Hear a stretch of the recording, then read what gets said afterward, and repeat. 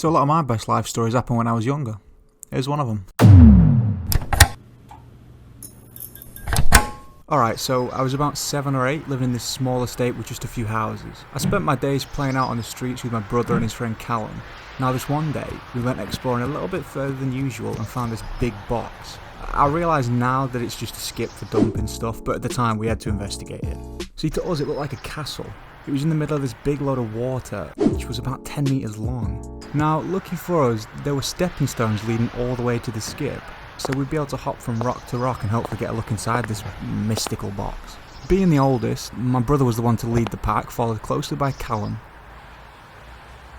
At the very back, of course, it was me.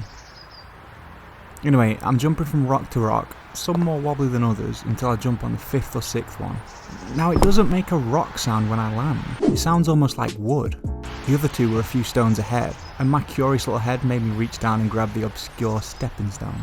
I was stunned at what I saw. It was an actual treasure chest, literally a box with a rounded top and a lock on the front. Now, you need to understand that the prior week I'd just finished watching Pirates of the Caribbean and I had a mild to moderate obsession. I immediately imagined myself as Jack Sparrow running away on that beach with the island when the cannibals were chasing him. I grabbed the chest and started pounding away up the road trying to get to my house. But Callum noticed what was in my hand. He made chase, and because he was older than me, he caught up and tackled me to the floor.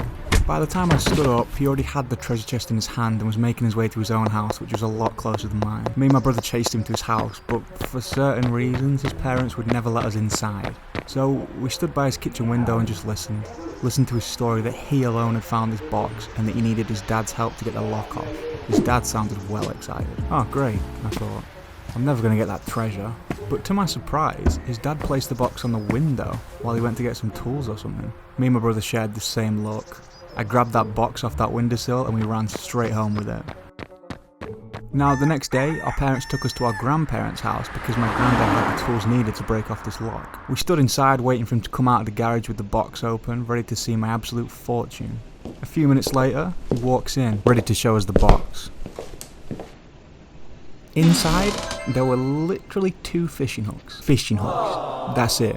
Not exactly my first choice in treasure, and the trouble I went through to get that box, it just didn't quite feel worth it. But luckily, my granddad was an avid fisher, so he kept them hooks for himself, and he used them for years and years to come. And the next time we saw Callum, me and my brother made sure to tell him just how much money we found in that box.